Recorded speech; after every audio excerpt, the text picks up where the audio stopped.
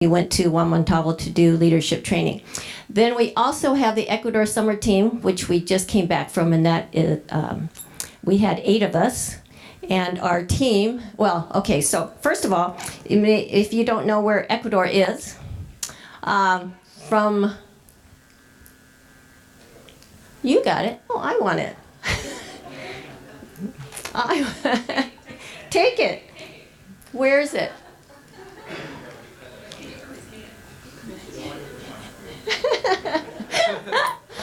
Power. Okay, so in case you don't know where Ecuador is, this is the world map, right? So Ecuador is right there in South America. Okay, so here's the other map, South America, and it is right there. And I can't hold straight because I'm nervous. Okay, but that's where Ecuador is. And then in the country of Ecuador, so you see Ecuador is right on the equator. You see that equator right there is right. That's what Ecuador stands for. It's the word that stands for equator, and that's why it's called Ecuador. Okay, makes sense. All right, in Ecuador, here's the country of Ecuador. We land in Quito, which is the right up there, right at the equator. And we go down and we take an 8-hour bus ride to Esmeraldas, which is right there, Esmeraldas. We spend a week there. They had a 7.8 earthquake there a few years ago. But we don't see much devastation anymore, but a lot of the buildings are still unoccupied.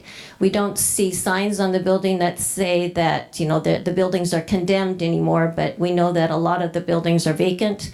But, it still is a very poor and, it's a very poor neighborhood. And you'll see pictures of their homes. Okay, and then we go, after 1 week, we come back up to Quito, and we go and spend another week a little bit north of that, outside of Quito, about an hour outside, up in the hills. So we minister to 2 churches there, or we used to minister the first 10 years to a church in Juan Montalvo, and now, after 10 years, we are now ministering to another church in Huachala. Okay? So, you want it back? Yeah. How come this one's not working? You make it work. Okay, so that's where we're at. So this is is this working? Nothing's working. James, is this working? There. Good evening, okay. CGBC family and friends. Thank you for joining us tonight for a special time to hear from the members of not just 1, but 2 teams sent by CGBC this year to Ecuador. It's exciting to see how God is opening new doors for ministry in this country, especially among the Chinese immigrants in Ecuador's largest city, Guayaquil. Thank you for the part you played through your prayers and financial gifts. I hope you will be encouraged by what you hear and see from my fellow team members. But most of all, I hope you will be challenged to continue praying for the seeds that were planted, the seeds that still need to be planted, and for your part in future teams. Thanks to God's faithfulness for nearly 2 decades, next year will be the 20th anniversary. I still remember talking with Pastor Allen in the year 2000 when he asked about the possibility of sending a team to Ecuador in 2001. God has shown himself year after year through brothers and sisters like you. Thanks for your important part in this ministry. Take joy in what you hear this evening. So Alan is our missionary. Actually, he is from this church, in case you didn't know. And he went off to Ecuador like more than 25 years ago. And we've been partnering with him in Ecuador since 2001. So this has been our 19th year. Next year will be our 20th. And so we're encouraging those who have gone before to come help us celebrate our 20th year anniversary in Ecuador next year. But anyways, this is Alan, and actually he's in the States. We had a party yesterday, so if any of you were there, he showed up and surprised everyone and had a sweet time of fellowship. He couldn't be here tonight because he's spending time with his mother in Sonora. So, but he's here with us in spirit. Okay, so that's Alan. Now we're going to have sharing from Joyce and Pastor Adrian on the leadership training that we did in April.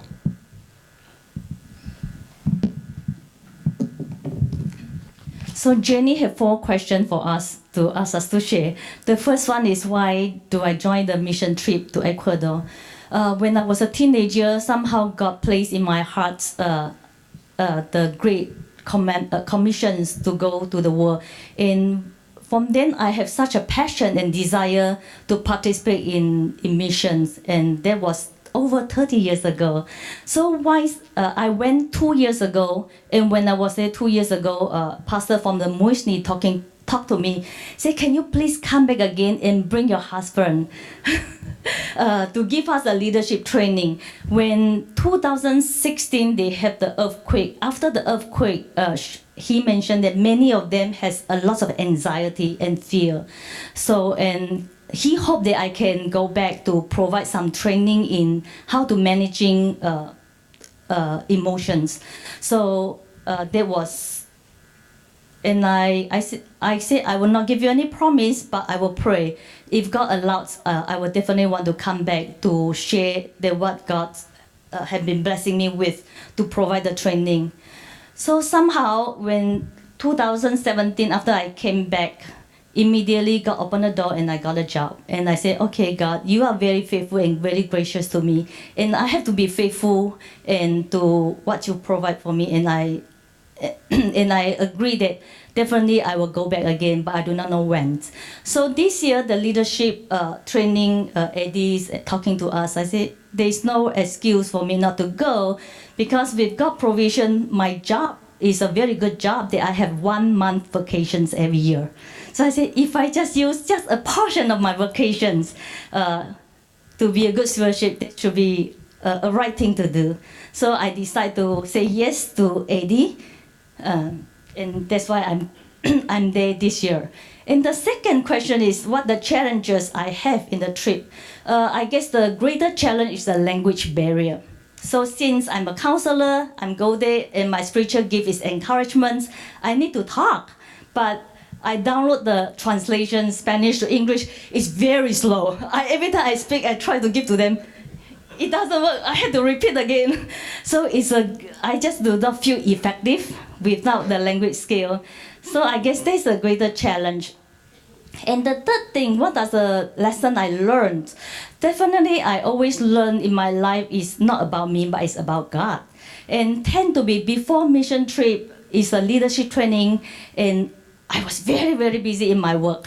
Then in other ministry, there's a lot of things that I need to do. Seem like I fighting struggle with not enough times. But again, God is very faithful. And I just pray, and somehow there's inspiration, the different idea will just keep pouring to me, and I do not need to spend much time. In very short time, all the material is ready. So God is faithful. He is good. If He called us to do something, He is the one always equipped. So that is, again, I learned that our God is a big and faithful God.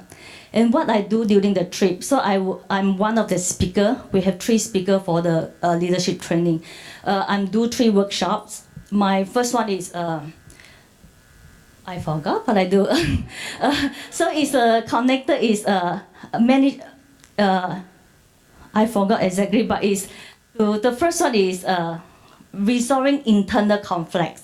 So I'm talking about how to manage fear, anxiety, and anger. So the second day, I'm talking about how to resolving external. So it's internal, then it's external conflict. It's about communications, how to resolving conflict with people. And the last day, I'm talking about self-care, how to be rest in the Lord in order we can be effective as an instrument. So that is what I'm doing in the leadership training. We went for 10 days. So the first week, we started by visiting our missionary in Kwaya Kwe. So in the evening, we went out to the park. It's close by, and have some fun, just to walk and to visit the city. This is our missionary from the Cantonese. They are there in the town.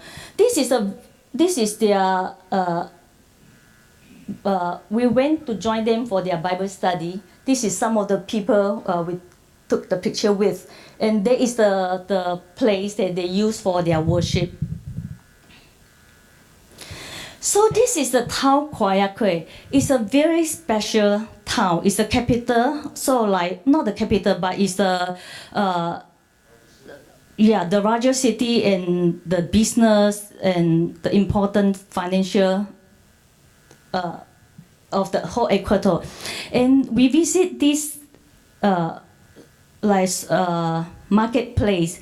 Surprisingly, about 90% of all the shops were owned by Chinese immigrants from China. So in the last 5 years, there are so many immigrants from China. They just come to start their business. They are doing well, but their life is very, very tough. Just like in every way, Chinese are targeted by the robber. They work hard, but they are very insecure. Their life basically like 16 hours a day they are working, try to build their life, build their business. And there's a big opportunity for those Mandarin speaking or Cantonese speaking. This is the field. The people, they do not have time. They are meaningless. They are sad.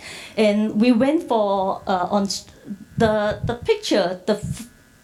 This and the one is that we went to give the gospel tracts to even sort of like invite them to the church. And Eddie told me, "Do you see that their face all are so sad and tired?" I said, "Yeah." They look really sad. There is no joy in their face. Because the life is just to make money. Hopefully, after a few years with some money, they can go back to China. So these are the Kwayake, the new ministry opportunities in the area. So I will give the time. Thank you.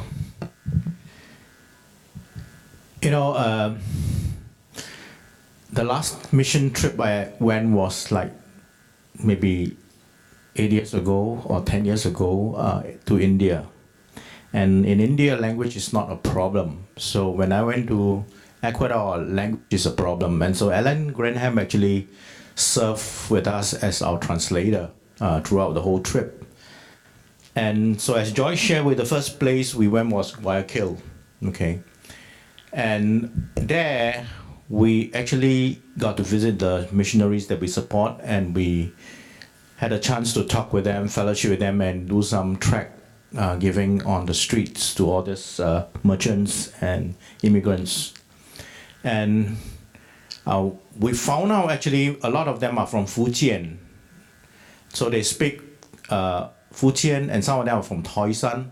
So Eddie can use his Toisan there at the same time. He can understand and he can use a little bit of it. And most of them speak Fujian or Mandarin, okay? So I got a chance to talk to some of them as well, giving a track. So I think this is an opportunity for the Mandarin, the Cantonese people to join, to go to the mission trip, because all these years it has been the English going to the churches to work or for mission trip, but there's this opportunity that the Chinese and the Mandarin people can go to. And answering the questions that Jenny gave to us to share, I always thought that I was going to be a missionary, and I think I shared this before. And I met my wife on the mission field, right, in Thailand, North Thailand, and I always thought that I'm going to be a missionary, but I ended up being a pastor after that. Because when I told myself, I need pastoral experience before I go into the field, so I gave myself 3 years to be working in the church to learn pastoral ministry, and I've been in the church almost 30 years now. Okay, but on and off, I still go on mission trips, and I enjoy every time I go on a mission trip. I come back, I'm energized. Okay, especially in the when I go to a mission trip in the third world country. And so why did I want to go? Beside that, it's because Eddie has been bugging me. Okay, because my daughter went, my wife went, and so he keep bugging me and say, "When are you going to go?" and then my wife has this thanksgiving to God that she wants to go back, and also she told me the pastor wants her to bring me back, and so I said, okay, I'll go. But what can I do there? I don't want to do construction work. I want to use what God have given me in terms of my experience and my training to edify the church there. So when this trip came up in April, I was ready and willing to go to join them, okay? And so that was my serious reason of going, okay? The other one was just a joke, okay? And then what challenges I had when I was on this trip, like I say, I enjoy this kind of trip because I not only get to see different culture and language and people, I also get energized when I see the people so eagerly willing to learn. But on this trip, one of my greatest challenge is not spiritual but physical. Okay, I had a cracked molar on my right hand side. So on the second day when we were in, where's this place? Not Guayquil. Wamotavo, I started having this toothache, and then I couldn't eat. I couldn't bite on it. So it was miserable. And so they had to buy painkiller for me, inflammatory medication for me so that it will subside. Okay, and so that was my greatest challenge. And even the last day when we were at the restaurant having a celebration after the whole training session, the pain just came back because I finished my medication, and so after the thing they had to drive me to go and get more medication from the pharmacist. And in this training that we did, we actually have another guy who was with us. His name is Sixto. He is a master graduate. He is a Ecuadorian, and so we invited him to join us. And so actually there were all together, including Ellen, there's 6, not 4, okay, of us on that team. Okay, and he taught hermeneutics, and I did on the part of leadership training in all the session. And so what did God show me or taught me on this trip, and I think I've learned enough on mission trip to know that, you don't know what to expect, especially if you are there first time. Okay, so usually, we will come with our training and our idea of how you teach, and you go there, that's my first experience when I was in India. I have everything scripted out in my class, for my class. And when I went there, I see, hey, it's not going to work because they don't have the capacity to understand what you're going to say. And so you have to revamp everything, last minute. And so this time, I didn't do that. Okay, I just go with my outline of what I want to talk about. And even with the outline, I change. Okay, and so that's where I learned dependency. Dependency on God, how to deal with each day in serving this group of people. And then the other thing that I mentioned already is that every time I go on such trip, it really encourages me more than me encouraging them, because especially when you see these people, they are so eager to learn and eager to absorb everything that you give. Okay, you are more energized than them. Okay, and then the first 2 session, it's more not just training, but also talking about using examples from my own ministry experience. And I decided on the last day, and then because also Eddie told me that, hey, we are running late, or Jenny was telling us, we are running late, we need to cut short. And that's where I decided that I'm not going to hit the head, I'm going to hit the heart. Okay, because I think you can tell them all these things, if you don't hit their heart, it is also not effective. And so the last day, I did some hitting of the head in the beginning, but at the end, I challenged them in the heart. Okay, and so that is what I learned, or what God taught me in how to maneuver through those kind of situation in training people as well in the field. And so those are the things that I learned. And the other thing that I learned, which is no different from any place that I go, is that, the problem that we go on mission trip and do help the local churches and ministry there, is that there's a danger of an over dependency on the people who come and support them, especially financially. Okay, so I think one of the things we need to that I learn or I know is that we need to learn how to wean off all this slowly and quickly when the time comes, and so that they will learn to be independent on their own. Okay. Then, okay, I didn't give them the slides. They put the slide up for me. Okay, so those are the two slides of the many trainings that we had in the in this place. And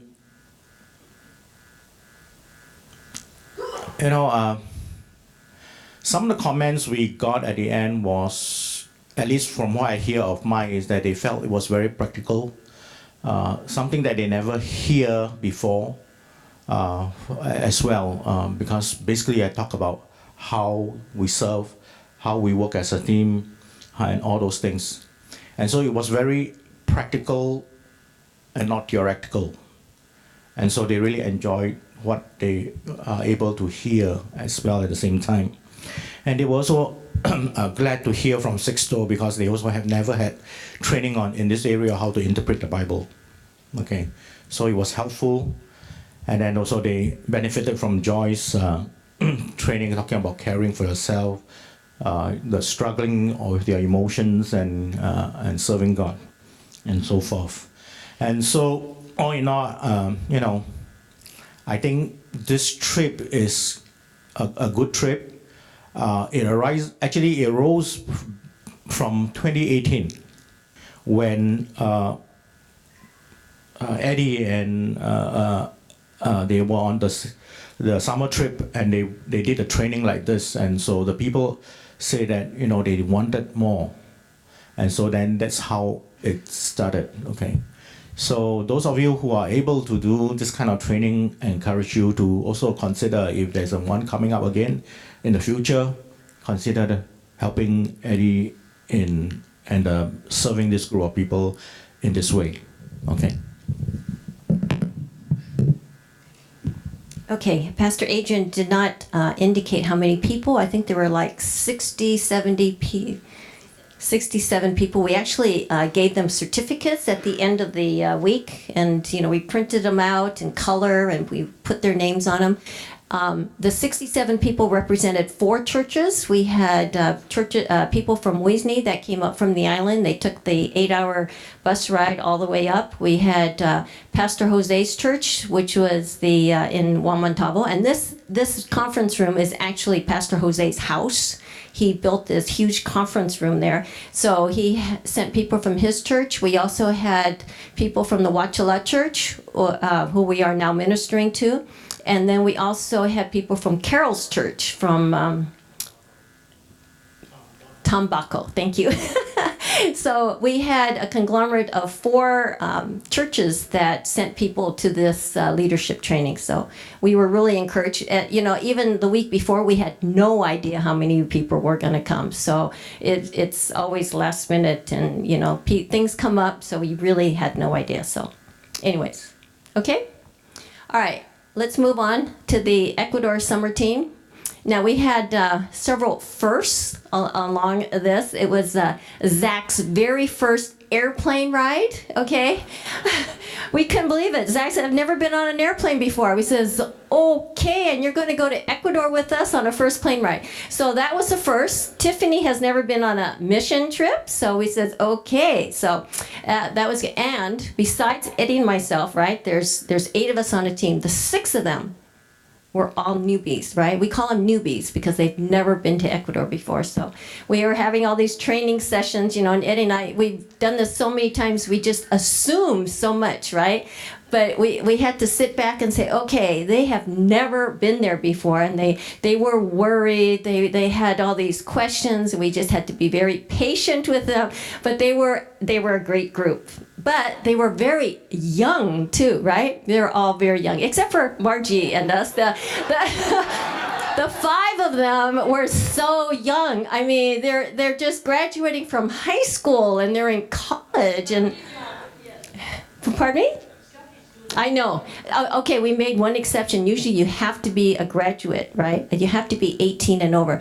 Well, George came to our info meeting, and he says, well, I'm only a junior. And we sitting there, oh my goodness, Okay, but we let him come, and he's a Spanish, he speaks Spanish, so we said, okay, you need to come. So we made an exception. We did all these waivers and parental waivers. We didn't need them, but still in my back of my mind. And Angie, she did not have an English U.S. passport, right? She had a passport from China, right? And I was sitting there, oh no, we're going to be just like Desiree, and she's going to get stuck in Ecuador and not be able to come back. And I'm sitting, okay, we just had to give it all to God and say, okay, we're going to do this team. And there was only 8 of us, right? I mean, just 8. So here we are. We arrived in Quito. We arrived at the airport, and there's just 8 of us. Okay, here's another closer picture because you can't see them, the faces. Now we added 2 people on here. Does this work? You got, okay, so we added 2 of AG's sons. AG adopts these fatherless kids in Ecuador, and he brought 2 of his sons with him. So, and they're really good. You've got Patricio, and you have Jaime. Yeah, besides the 8 of us. Okay, so our ministries, for 8 of us to do all these ministries was a lot, right? So these are all our ministries, and we did all of them, all right? And we said, okay, there's 8 of us. Oh, my goodness. So in Muisne, which is on the island, we did VBS, we do youth, we do women's, men's, couples, we did construction. We had all the guys preaching. Everyone did testimonies. We did drama. We do basically the same thing in week 2 that we do in week 1, although this year we had no construction. Praise God. But then they were very tired. And then we have this outreach that the Wachala Church does, and we do VBS there. So, there's a lot of ministries. And then Eddie and I saying, but there's only 8 of us. So we had to do quite a bit. Yeah. So we can't do it all by ourselves, right? So week 1, okay, we call it week 1, we call it week 2. Week 1, we bring locals from week 2 down with us to week 1. And then vice versa. When we go up for week 2, we bring locals or nationals, we call them, with us to week 2. Does that make sense? So this is midpoint. This is on our trip going from week 1 to week 2. We stop off at a rest stop. And this is the entire group. All right? So we have quite a few nationals or locals. So we have like 4, 5, 6 of them that from week 1 that join us for week 2, and then the week 2 people, we still have them here. We're taking them home, and there's 4 or 5 of them, or actually there were 6 of them. Anyways, so you ask how we did all these ministries. Well, we used them. Right? I gave them assignments to do Devo because we didn't want to double up our Devos. That takes time. It takes prep. So we told them, hey, you guys going to do a Devo. So we had them do it. We had them do testimonies. We had them actually preach. Right? So we says, hey, we can't do it all. So you guys get to do some. If you're going to be on the team, we're going to put you to work. So we did. The only person who's not a team member is that lady on the end. She's the owner of the ice cream place. Okay? But it was good. I mean, and I think that's one of the high points of going to Ecuador is that you live with these guys, okay? And you get to know them, and it's a real joy. And I think the team members will mention that. Okay.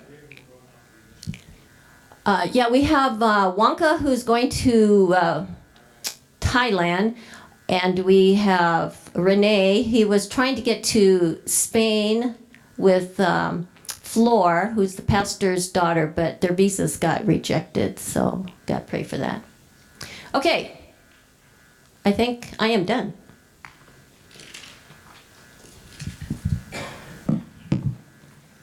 Hi everyone, I'm Tiffany. This was my first missions trip going to Ecuador, so that was like really nerve-wracking. I didn't really know what to expect other than like the very few stories I have about my brother going to Ecuador, and a lot of it just involves him injuring his knee.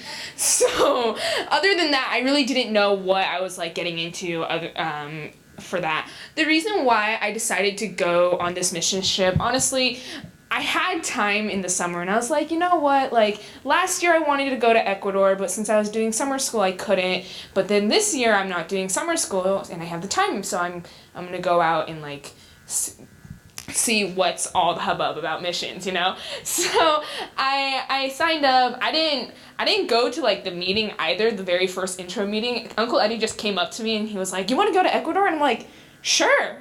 And that's it. Like, that was just it. So I didn't know anybody that was on the trip either, other than Auntie Jenny and Uncle Eddie. But yeah, missions had been on my mind for the past year because I met a lot of people who were very missions minded. A lot of them were so passionate about it, and I just wanted to like see what exactly was it that drew them to missions. So because of that, I decided to go to Ecuador. Some of the challenges when I was in Ecuador at the time were just because I didn't go to the intro meeting and I missed out on a lot of prep meetings due to scheduling issues, was just the lack of knowing what's going on, knowing what to expect. And it was just so wild. Like Auntie Jan and Uncle Eddie, they're just so flexible. They're so used to it. But like for us and like me and the team, we're just like, that's cool, but when you're there, you're not fully like prepared to experience like just how overwhelming like it can get, and we certainly felt that with like such a small team going in. So like experiencing the lack of control, not really getting that like getting a grasp on that, as well as like going around in Ecuador like. Okay, I took 3 years of Spanish, but it's also been 4 years since I haven't practiced any Spanish, so it was like a crash course in it, so that was really stressful. Like, I understood maybe like 30% of what people were saying, and I'm like, that's cool. I'm looking back and forth between Angie and George, and they're like speaking full conversations, and I'm like, cool. So that was also really difficult. Like, I really wanted to talk to more of the locals and the children, but because I couldn't speak to them, my interactions with them were pretty limited. Another one of the things is that when I go traveling, I'm very used to like traveling with my family. I know the tics and what makes them work, but I don't know what it's like with other people. So learning to be patient with the team, being patient for myself, just kind of not blowing up when I have the opportunity to do that, like that was really difficult, just trying to keep my temper down. It was really difficult, but you know, when everybody's having a good time, it's easy to just forget about like the small things that are like building up. So learning patience was really rough in that time. And then one big thing is that just trying to express God's word and like his love in your actions when you can't speak was one of the things I had to kind of learn to navigate around. And I hope I expressed it well, but you'll never know because you have to go there again, I suppose, to see what happens. So what I was taught when I was in Ecuador is that God does his works, even though I don't give a perfect performance or of whatever thing I'm in charge of, which I was for Vacation Bible School with Angie. And then it really doesn't matter if like it doesn't go perfectly in your mind, you know. And he can show his love through my actions, hopefully, even though I lack the ability to speak Spanish. And That was really encouraging, just to be praying on that, to be reminded by like the team. It's like you can still do his work even though you don't have the tools you think are like necessary to go. Like if you have the faith, then you can go and still show his faith, his love, his good works. And then also another thing is that when I was there, I think I definitely lost sight of what I wanted to do initially. Also, not really knowing why I went to Ecuador at the very beginning was also very crucial, and I think this is why the lesson was so important for me, is that when I was there, I started getting very jealous of people, Angie and George, who could speak Spanish, because they were able to like talk to the locals, they were able to talk to the kids, and I started becoming very, very jealous of that.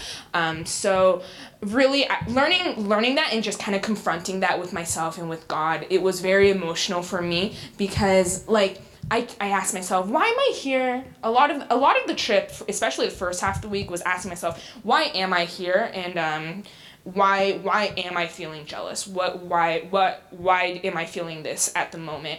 And when it all came to a head, it was very emotional for me. But I also learned at that time, like, I'm not here to like be the center of attention among all these like hundreds of children. I'm not supposed to be the center of attention, because I'm here for God. And it was a very humbling moment. It was definitely, I think I was at my lowest at that time, but coming back from that and knowing my purpose definitely was more of an encouragement, and I was able to do his works better after that. And then let's go into what we were doing for Vacation Bible School. We went to 2 locations. We had, the first week we were in Weesney, where on like the first day we were inviting the kids out in the neighborhoods. We were split into teams by the locals. Everybody was kind of grouped off into little individual like groups of 3 or 4. And we just all kind of split off and then just walked into the neighborhood and handed out little tags to kids tags of information to the kids about the VBS that was coming up the day after. And a lot of it felt like we were being paraded around like prize pigs, but you know what? If that gets them to come and learn about God, that's cool. So yeah, that was our first day, and as you can see, there were like different sections of Weesney, and it was really interesting because there's like this like island area, there's the beach area, there's the area that's like more centered in like the middle of the city, I suppose, more central to the island. Yeah, and then so that's people that were part of the team for Moses, and yeah. And then, so this is the first day, I think, when we were doing VBS. We had about 270 some kids come out just to hear, and I was like, I don't know if you're here just for VBS or you're here to kill time, but you know what? Let's try and take this opportunity to like teach them as much as we can. It was really chaotic. The feeling of having just like a very small team. We might have had what, less than 30 people help out. Felt even less than that. Like, it was so chaotic. Like, imagine the one really excited kid, like child, you know, and then multiply that by like 200. And then they're all playing with each other. And they're all trying to talk to you too, but you can't speak Spanish. So it like crowd control was like a huge issue, and we were all really concerned. Like, nobody knew what was going on. We thought the locals knew what was going on. Even the locals didn't know what was going on. And so it was just a whole mess. But you know what? We still had a lot of fun. The kids seemed like they were having a lot of fun. We during the VBS program itself, it's not nowhere close to being nearly as organized as ours. But what we did was we did memory verse. We did like a little dance time. We did like a lot of coloring. They love coloring there. And yeah, we had little pamphlets and we handed them out to take home. And then yeah, these are more pictures of the children, and they have so much energy. The island kids have so much energy. Like, we were exhausted by the time it was over. Like, we were so glad once they like started dispersing. We were like, oh man, finally. Like, it was pretty rough, but you know, it's really cool seeing like the joy and like people earnestly just coming out and like just even checking out what's going on in the neighborhood, because like here it takes a lot of effort to get kids to come out to VBS. Like, it's really rare for us to go up to like a house and be like, hey, VBS is coming up, come out, and they'll come out. Like, all of them, they came out, but for here, that wouldn't really happen because stranger danger. Yeah. And then so next we, in between Muizni and our second location, Juan Montalvo, we were doing VBS at the barrios.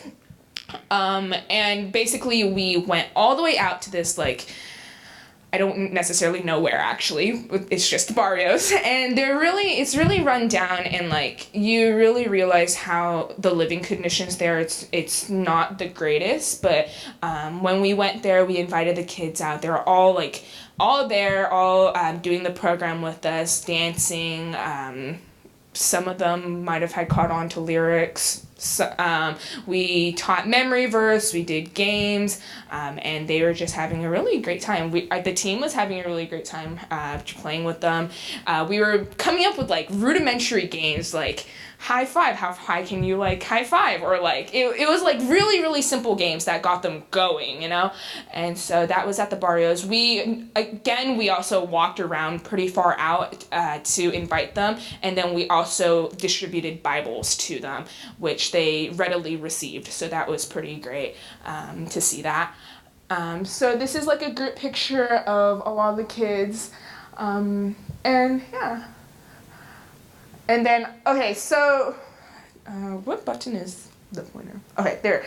Uncle Eddie has it. So that man right there, we were just told that when we were about to leave the barrios, he actually accepted Christ. So really praise God for that, because, you know, we kind of go there and we're, you know, kids, right? You don't really expect much, but like, God is doing his work in the adults that are there. So for that man here to accept Christ was truly amazing to hear.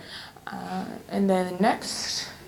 And this is more of the pictures of the barrios. Okay. And then so here's our second location. We were in Juan Montalvo. It was divided into two areas. Every day we would go to two places to host VBS, one in Guachala and one in Pingumi. Guachala was the actual church, whereas Pingumi was more like a community center where we hosted VBS there. And once again, we did basically the same thing we did in Muizni, but in Guachala and Pingumi. But except this time, instead of the locals being in charge, like the Muizni locals being in charge of the program, Angie and I were more organizing things. So we came up with crafts, we had a lot of assistance from our locals who helped organize like the emceeing and like games. They were really fantastic, and they were so ready to just help us on the fly. And yeah, the kids, unlike Muizni in Guachala and Pingumi, are much more toned down. They I don't know if it has to do with the weather, but they are like, Muizni kids, they run around and they're running around and they keep doing that. But once VBS was over, they just left. Probably catching the bus home though, so that's understandable. Yeah, so I can't even read the numbers on the plate, but we had about like 70s to 80s, and then we peaked I think at 90 at one point. In terms of attendance. So it was a stark difference, but you know, it doesn't matter about attendance. God still does his work through, no matter how many children are there. And then next. Yeah, so that just about wraps up VBS. And then we have George coming up for youth ministry. Thank you. All right, hello everyone, I'm George. Like everyone else, this is also my first time going to Ecuador. I've gone to the Mexico outreach team twice before, but honestly, I thought this would be like about the same. Oof. No. Right. Okay. So I guess I'll open by quickly like answering the questions that everyone else got. So the first question was, why did I decide to go on this trip? Ooh. That can take a while to explain, but here's the gist of it. I don't know. For me, I feel like before this trip, Ecuador was always that like the thing that adults did, right? It was the thing that the older kids did, right? So it never really occurred to me like, oh, you know, I could go to Ecuador, right? But yeah, I never really planned at all to go on this trip, and again, that's just another testimony of just like how God works in His mysterious ways. But I honestly had no thought at all of going to Ecuador, but I still remember one day, Auntie Margie was going around right behind there in that like little grassy area, like after Sunday, after the second hour service, and Auntie Margie was coming around. She was, I guess, recruiting people. I don't know what she was doing, right? But right, she brought up Ecuador, and she was like, "Oh, they're having an information meeting today. If you guys want to," or she said that they were like short on people or something, and like if you are interested, just go to the meeting and see what they can do. And so at that time, I was still like, oh, I'm still 16, right? Whatever. Like I can't go to that. Like that's the old kid stuff, right? Not that cool yet. But right. One thing leads to another. I found myself in that meeting, and I don't know. They talked a little bit about what the ministry was about. And they were open for me to go. And I think it was because of, like, I guess how small the team was. There wasn't much interest this year. And so, like, to me, it felt like they were, like, scraping the barrel, you know? Just the bump. But, you know, it's okay. It's all right.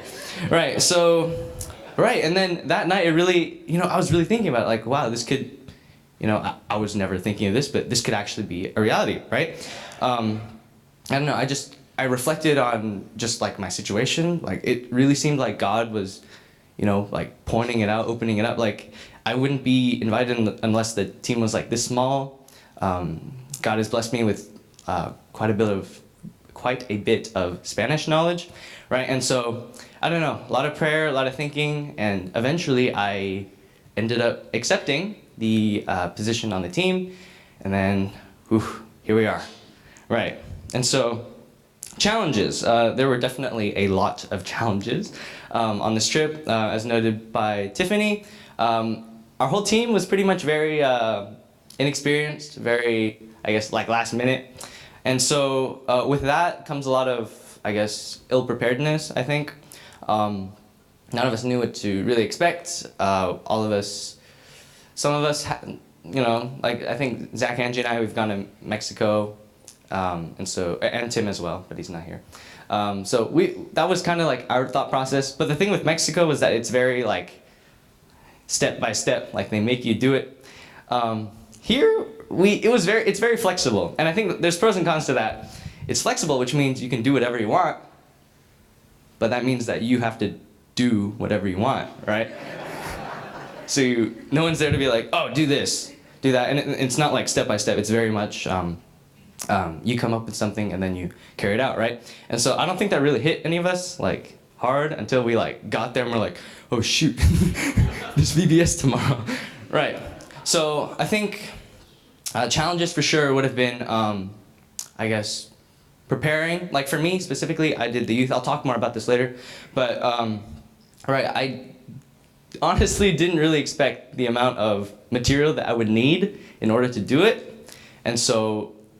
It was very, I guess, last minute. It was very stressful to figure out what you were going to do next, et cetera, and that kind of leads to the third question, which is what did God teach me on this trip? And I think, one of the biggest things would be, I guess, again, I think someone else shared, dependency. It's very much dependency because I don't know, all of us are so used to. Being in control, you know, if you put something in, you'll get this out. If you don't do this, you won't get this out. And obviously that wasn't the case with this trip because like I was not prepared. There was a lot of things that our team really just had to, you know, give to God. Like there's nothing much we can do. I think just like even like the BART ride to the airport, that was stressful in itself. I think just a small little story of that BART trip. I definitely lost my BART ticket while I was in the BART. Yeah, I didn't tell you guys this. Right, and so I was like stressed out that whole ride and whatever, right? And then I was just like, God, right, it's in your hands. Well, it turns out Zach picked it up. Right, you're on the seat. Right, so that was the first thing that I was like, oh shoot.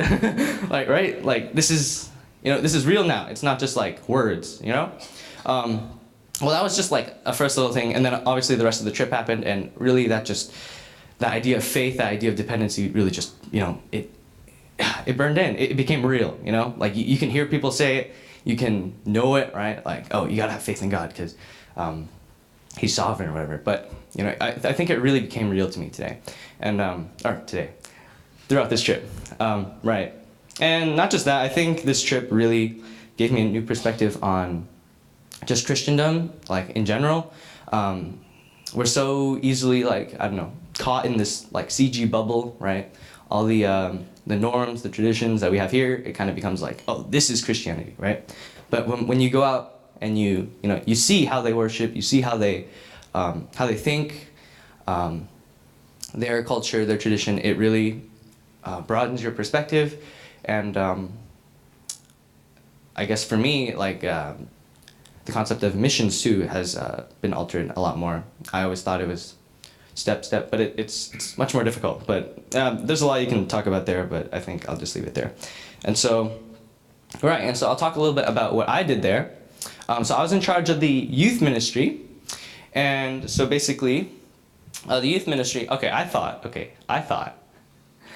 youth ministry was just, keep the kids entertained, right?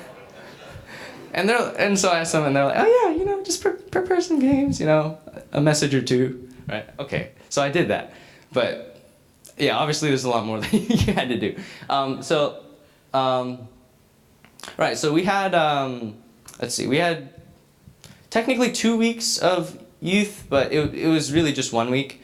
Basically, the idea of the youth program is, so a lot of kids would come, and the older kids that couldn't bounce around with Tiffany and Angie and their VBS thing, they would come to me.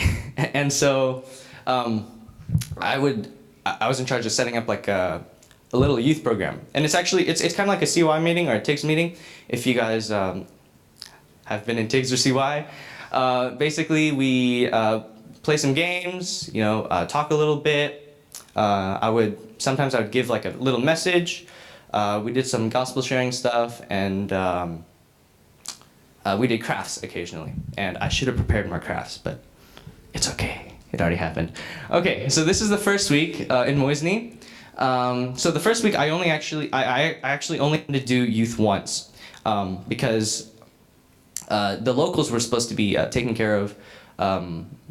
Actually, no, that's not the reason. We only had youth once in that whole week. It was on Thursday.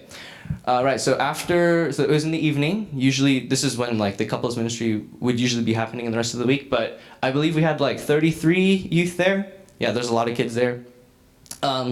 We basically played some games. Let's see, Laser.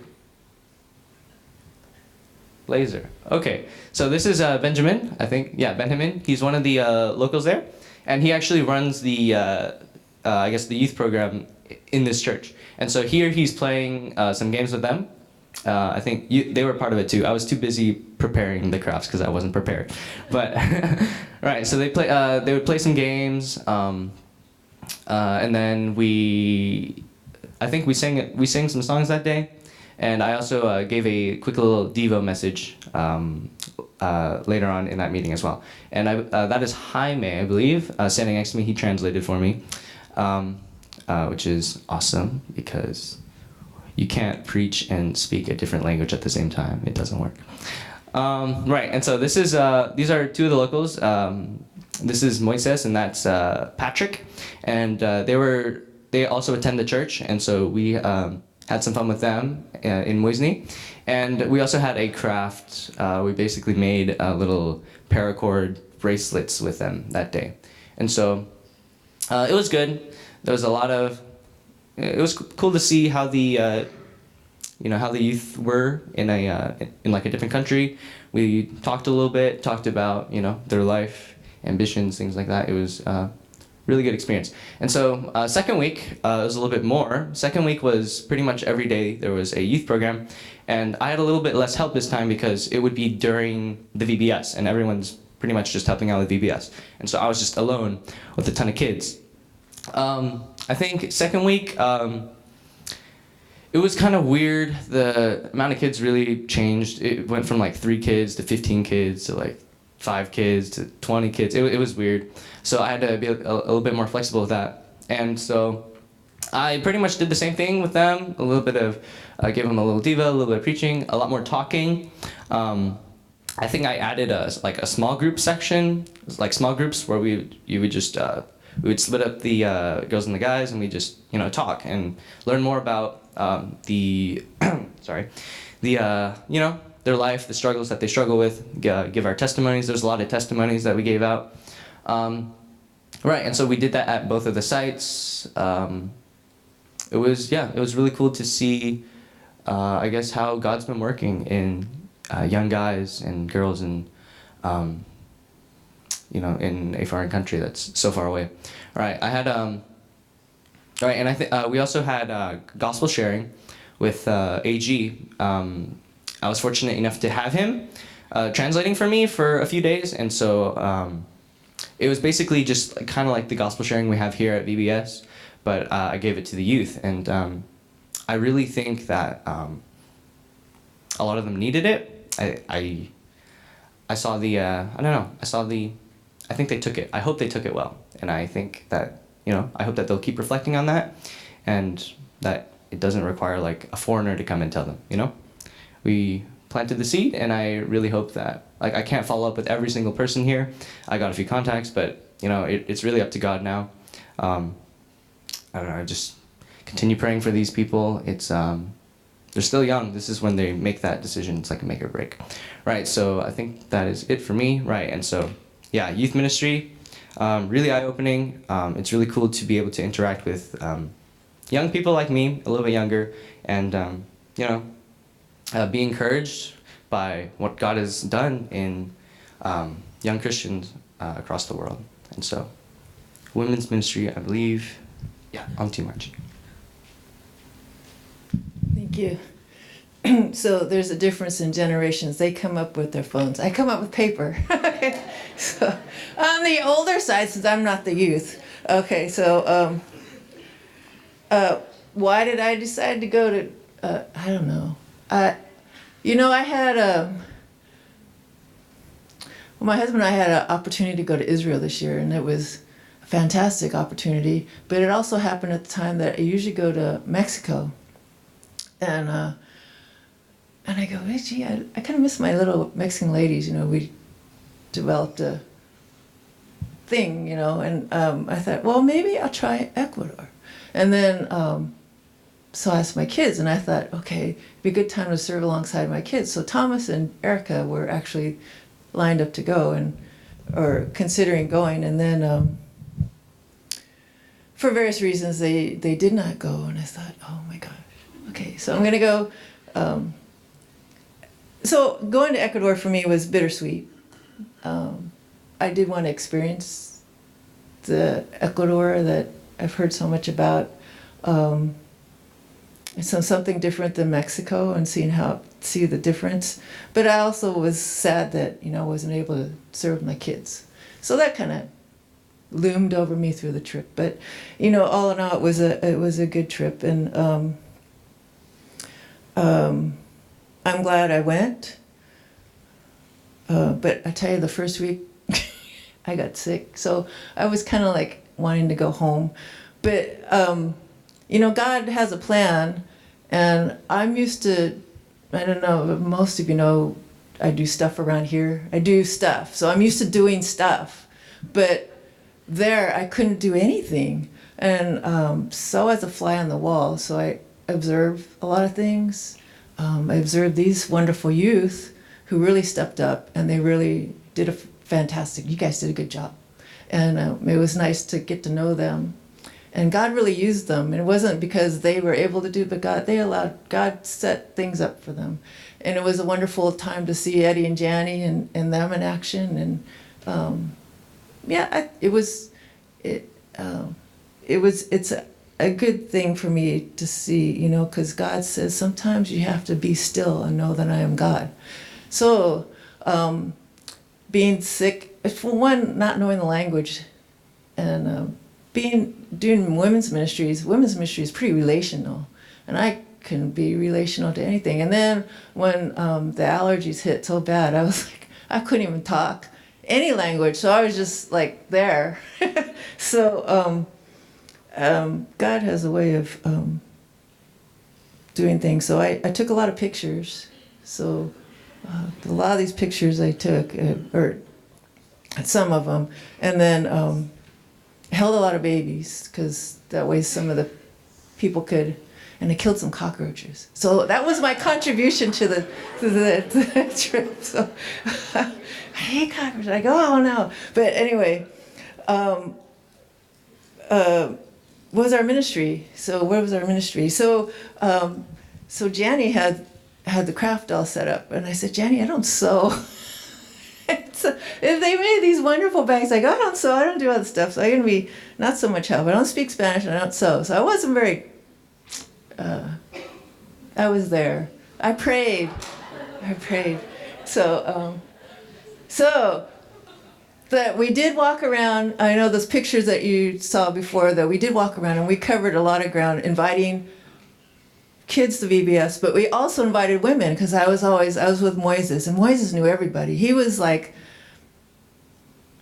knew everybody there, and he has this fantastic personality. So he invited, I said, remember the mujeres? We have the women's ministry, the mujeres. And so he goes, oh yeah. And all the women, the mothers were there. And so I recognized a lot of the women that came is because, you know, Moises asked them.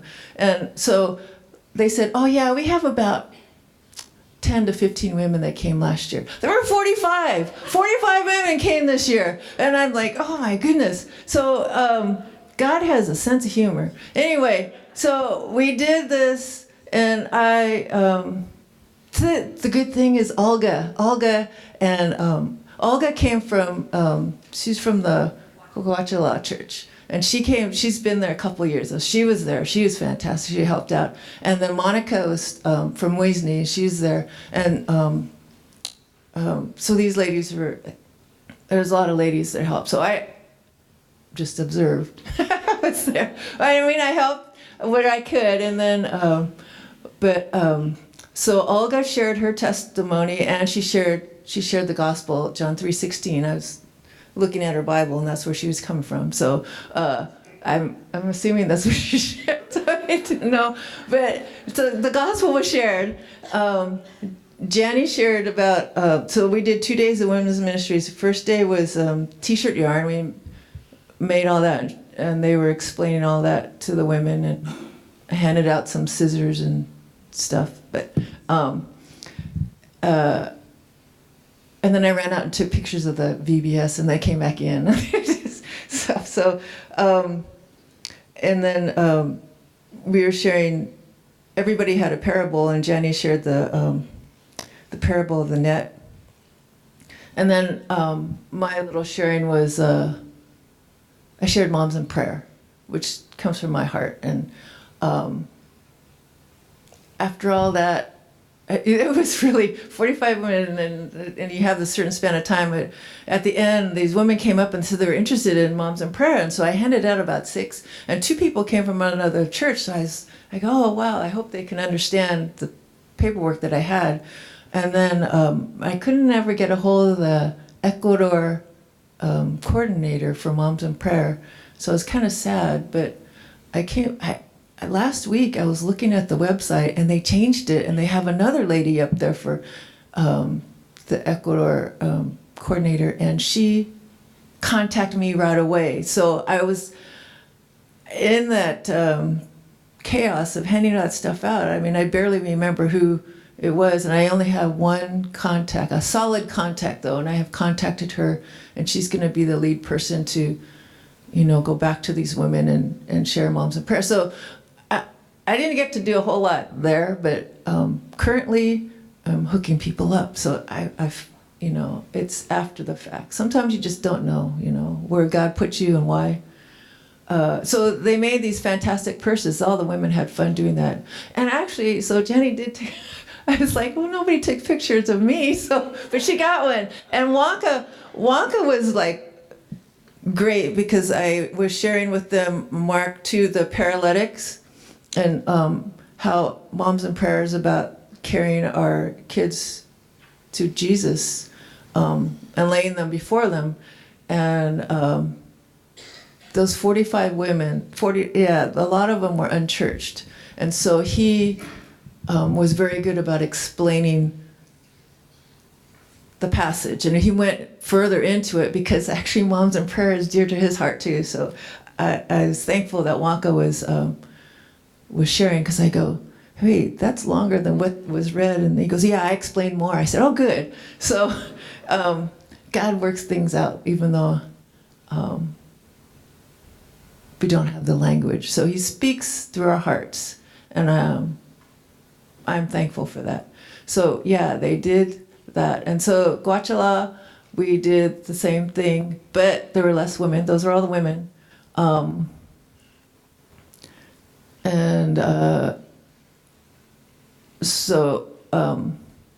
Yeah, we did the same thing. And then Jani had more of a visual lesson there, because she did the parable so there was a net. So the people in the Muisne area, since it's a fishing area, they all kind of know what the net is. But here there was more room because there was less women, and they shared that. So these are more of the women of the church. So there wasn't as many new people. So the scripture was more understood by them. But yeah, that's women's ministries. And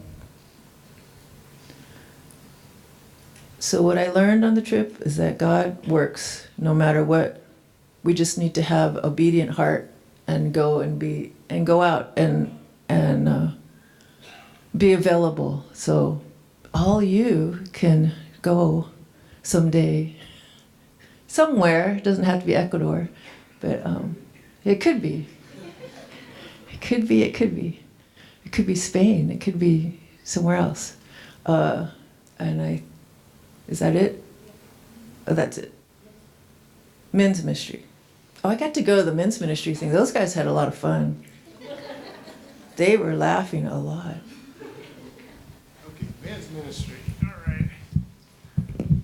So, I'm looking at the clock. Ooh, running long. So I'll make it short. The men, it's difficult to get to come out. I mean, and so when we do get them to come out, it's really a joy to see. And the women's, they have their crafts, so they get a lot of attention. But you know, I would like to focus on the men. And so we talked on the subject of love and marriage, the relationship they have in the home with their spouses. So we concentrate on a lot of that, and leadership. Some of the things that I learned from Pastor Adrian, we kind of share with the men there. And so we did men's in both places. And and Watchala, the second place, let me get the picture up here. Which one do I push? Weasley first? Okay. Left picture? What button do I push? The right. Okay. So we had about, I don't know, 12 men, which is good for guys. When you get 12 guys to come out to do a study in the evening, it's really good. And these are men of the church in both locations. These are the leaders of the church that came out. Some of them are elders in the church, or not elders, they don't have elders, they have deacons. And so it was good to see, because we talk about their role as men, as leaders in their church, their responsibilities, and to motivate in what they, what God is expecting of them from Scripture. So we did a study out of Scripture for that. Okay, and let's see what else. Oh, top one? The right one. Okay, this is the second week, and Alan, of course, translated. And so a lot of these guys are repeat. They've been here before. And I just want to say, when George was speaking about, you sharing the gospel with these young kids, one of the leaders, Jaime, he shared with us when we did our testimony that he himself was a little kid that came to one of those VBS sessions when he was just a child. And now he's an adult. He's studying abroad in Germany, engineering program. And Glenda, this little girl, pastor's daughter, who's studying to be a dentist, she got accepted to go to Spain as a missionary. So these little kids that you don't think that they amount to much, and you don't know if by osmosis or it hits their heart. We don't know. God knows, right? And yet we see firsthand the fruits of these kids that once they grow up, God uses them. We don't know who, but that's not for us to know, but it's for us to share. And it's for us to just bring the good news and allow the Spirit to work in their hearts. Okay? In couples ministry, this year I didn't have Ed or Zena or any other couples with us. So Jan and I, we had to do the couples ministry. And luckily for us, we've been attending AOM, Art of Marriage. And not knowing that that's how we're going to use it, but all that learning that we learned in the AOM, the Art of Marriage, what do you call those groups? And so we meet, in semesters, and we go over books. So we're able to use a lot of that material. And I tell you, these couples, many of them, as Joyce has mentioned, they've never had a systematic approach to look at their marriages. They just exist. But when you're able to go through a book and systematically look at your life in relationship to each other, and as a Christian, these people break down in tears. We had them sit, look each other in the eye, and tell each other why they appreciate their spouse. Something as simple as that. It was really moving for them. They never had that chance, never forced or never asked to do that. And so when they were asked to do that, it really strengthened their relationship, their commitment. We had to kind of redo their vows to each other. We did that last year. And it's just, and then we in times past, we've taken them out to dinner. We go out with dinner and we have roses for them, and they sit together as a couple, they dress up, and they say, since we've been married, we have not gone out as a couple to a restaurant together. And so the very first year that we went there to Juan Montalvo, we took the family, the Chimaros, out to dinner. And we took them out to just the two couples, Jan, myself, and them, and they said, we have not been to a restaurant since we've been married in over 30 years. And so now we make it a habit every year to take the entire family out to celebrate, to appreciate. And we take them out for ice cream. So I guess we get to ice cream a little later, but all right.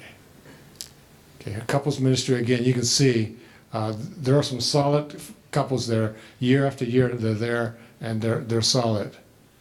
They know their word, they know the scripture, but they've never been exposed to some of the Christian thought processes of couples and things like that. They studied the Bible, they know the word, they can cite chapter and verse on scripture, but talk about how to appreciate your wife, the different love languages. We went through that with the guys, and we had the guys identify what they thought their wives' love languages were.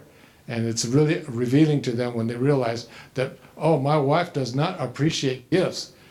They should appreciate more quality time, and words of appreciation, those little things. And we had the guys commit. This is what I think my wife love languages are. I'm going to commit to doing these things these years, this next coming year. So I think that's going to have a big impact in the long run.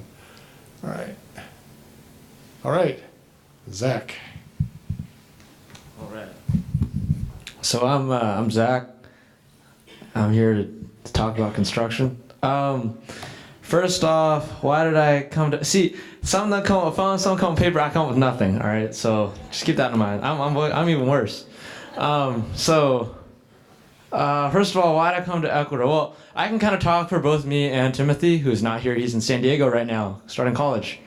Our story is pretty similar. So, sometime about February, March, April, I don't exactly remember. Thomas, who Auntie Margie, her son, probably, he came up to us and we're just standing there after church and he's like, "Hey, you guys want to go to Ecuador this year?" And then for us, we were like, we didn't even think of that. Like, it's not even like, we were like, no, let's not go to Ecuador. It's like, oh, I didn't remember that that's a thing, And so he was like, oh, you want to go to Ecuador? And we're like, I mean, not really doing that much this summer. So we're like, oh, we'll think about it, And definitely like being a graduated senior going to college, we were like, wow, we want to make the most out of our summer, go do things, hang out with our friends, and make the most of it for everyone who goes off to college. And we're like, wow, this is like such a great opportunity to like serve God together, as like the three of us have like grown up together since we were like in diapers, and so this is like a great opportunity for us, like one last time to hang out, like serve God with one another abroad. And unfortunately, Thomas, like as Auntie Margie said, for various reasons he wasn't able to come. So Tim and I were like pretty bummed out about that. And so going to trip, we're like, oh man, like wish Thomas was here, but I mean, what happens happens. And so like going into it, I was like, wow, this is like weird. Like George saying, it's like the adult thing. Like this is like I'm used to seeing like like them YAG people going or like AFC, and I'm like in CY, and I'm like, oh, this is kind of weird. But anyways, went. Had a lot of fun. Got to serve God. Saw God working in a lot of ways down there. I guess I'll like talk about what I'm supposed to talk about, which is construction. So, funny story. Normally, like people who go, like I said, like adults. So they're like dudes that are like 180 pounds, big dudes, like like 5'10", and then me, George, and Tim are like 5'6", 130 pounds or less. So like we're like, I don't know, because Uncle Eddie's talking about like, oh, one year they're like carrying these 50-pound cinder blocks upstairs and like to the second story and like cement everywhere, and I'm like, yo, we're gonna die. Like, yeah, I hear like this is gonna be bad, because but fortunately they had other work for us. So the first week, we actually only did construction the first week. So what happened was they wanted to redo the paint in one of the rooms, so they had us like scraping paint. Which is exactly what it sounds like, scraping paint. So, you get the paint scraper and you go to the wall and you just scrape the paint. And then, like, there's, like, clouds of dust, like asbestos, like everywhere. And it's like, wow, cancer. So, tons of fun. and then, like, no, it's okay. We got these little masks for you guys. And it's like, these are, like, I don't, it's not the most, safety regulated thing, if you know what I'm saying. Yeah, it would not at all. So that's what most of them were doing, scraping paint. Fortunately, their paint's not like super good, so it kind of come off pretty easily. So there's that, and then they'd all like come down looking like ghosts, like they're just covered in powder. It's crazy. But me, I would actually didn't do that. So. Uncle Eddie and I actually we were working on the electrical systems in the church, and so like that stuff's like really cool to me. So I was like helping him out with it, and oh man, like I'm no electrician, but that place was a mess. Like there's just like exposed wires like duct taped to the wall, like wrapped around screws that are just nailed into the wall, and like breakers in like random places, and you're just like, wow, like I'm not actually sure how anyone's not dead yet, or how the church hasn't burned down. There's like church wires hanging out, like. You go to the kitchen. Oh man, that place was kind of scary. I'm not gonna lie. Or like see, like you see this picture is taken. We're in this little pump room underneath the staircase, and it's like super humid in there because it's a pump room, and there's exposed wires. And you're like, wait, water and electricity, it's like not really a great combination. Especially when their breaker box, like some of their breakers were like there just wasn't a breaker, so it's just a live wire. So it's like, wow, this is like really safe. Actually, yeah, and so like we're. And even better, like they didn't tell us they wanted to do electrical, so Uncle Eddie didn't bring any of his electrical tools. And then we get there and they're like, "Oh, you want to like help us with our electrical systems?" And we're like, "Wait a second, didn't we ask you about this?" But that's Ecuador for you. You just kind of go with it. So didn't have any electrical tools, so we were like, "All right, we got to go around to every single socket around the church and like stick." Those like multimeters that you like test your batteries with. You gotta stick those prongs in the socket. get your reading, so you find out what breaker it's in. And then there was this one socket. It was like melted, right? And there's like a screw in it. And we're like, this looks really sketchy. So we're like, all right, we'll try it. We couldn't get any power out of it. We're like, oh, is it dead? Well, I don't know. It was like rusted out and like all kinds of, it wasn't even screwed into the wall. It was like just hanging out by a wire. So we're like, okay, well, we'll see. So Uncle, he's like, all right, I got this. He gets out his pliers and he goes to cut it. And he just hits it and he's like, ah! And I was like, oh man, that was scary. He fell over. And I think if he didn't fall over, he probably would have died. And then me and this other guy, Wilton, we just grabbed him. We were like, oh my goodness. And yeah, it was all kinds of... So as you can tell, the electricals in that church kind of a mess. So that's what we did. Yeah, but lots of stuff going on there. You could see we were like drilling holes in walls and repainting things and installing fans. It's funny, fans, like when you go to places like Ecuador, you expect everything to be cheaper, right? But like a thing like a fan, like a ceiling fan from like Home Depot, which is like $80 here, it's like $200 something over there because there's no supply, right? And it's hot there and everyone wants it, so supply and demand, you know what I'm saying? So yeah, installing fans and repainting a lot of things, like half the church. Tons of fun. And so yeah, actually they were like redoing like the entire front of the church while we were there. So like we would just be there, or especially like when we were scraping paint. So I wasn't doing electricals the whole time. I did scrape paint too. Like I'd just be there scraping paint off the window and like chunks of cement just start hitting me on the head and I'm like, what the heck? And there's this guy up there with like this big old like angle grinder just chopping chunks of cement out of the wall and I'm like, wow, okay. So yeah, that was a lot of fun. And so yeah, we also repainted that room. Which was a lot of fun. So Tim actually had this shirt that just got super nasty because he wore it whenever he did construction. Oh, that's nasty. This is blue shirt. Yeah, anyways. It's pretty funny. Okay, so that's about it for that. But other things, so the second week, actually they wanted us to do construction. They actually wanted us to build the third story on one of their buildings. And we're like, wait. And they told us like 36 hours before we like left, right? So, yeah, when you're on late notice like that, you just kind of can't, so... But yeah, it was really fun. Great trip. Highly recommend it by me, if that means anything. Honestly doesn't. But I think, yeah, I definitely learned a lot. Just being able to go, and especially, having this last opportunity, like, especially with Tim, to go into the missions field and do all these things. And definitely, saw God working in a lot of things, especially like seeing the church down there, like how passionate they are about the gospel and how they're like really just willing to like go out and put themselves out on a limb and like they're like they're like starting church buildings. Like, yeah, we don't have the money to finish this, but we're just trusting that God will provide for us. So it's really encouraging to see that and just to see them working and in Ecuador, especially in like places like the Valley of Pingolmi, where there's like no church. And like people have been like chased out, people throwing rocks at them for sharing the gospel. So it's really encouraging to see that. It was really encouraging for me. And just, like everybody keeps saying, just learning about like God's sovereignty. Like we have our plans that are like, all great. But then God has his plans, which are like the best. And then, you don't know what's going on and you just kind of go and you do something and you're like, wow, that kind of sucked. Like, I feel like that ministry just didn't do anything, But we have to serve with faithfulness and just know that what we do is not in vain, but we do it for the sake of the kingdom. And God will grow the plants if he wishes them to. We just have to seed and water. So, yeah, so that's what I did. Tons of fun.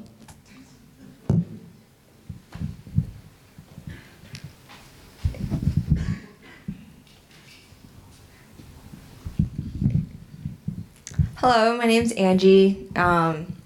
So first I'll share a little bit about why I went on this trip. And so, I mean, simply put, it was like for the gospel. And also like, I really enjoy studying languages. So I did have a background in Spanish. And like, if you ask my parents, I like live like a hermit. I just like study languages for hours. And, like they're like, why are you doing this? Why are you like spending so much time? But then I think it's whenever I go to Ecuador, like when I went to Mexico, that I realized like how God uses these skills and all these things that I invest a lot of time into, and I don't really see what they're worth here. But then I go, I actually hadn't studied Spanish in a long time, so I was like really nervous about going, and like my Spanish skill. But somehow when I got there, it just like all flowed out.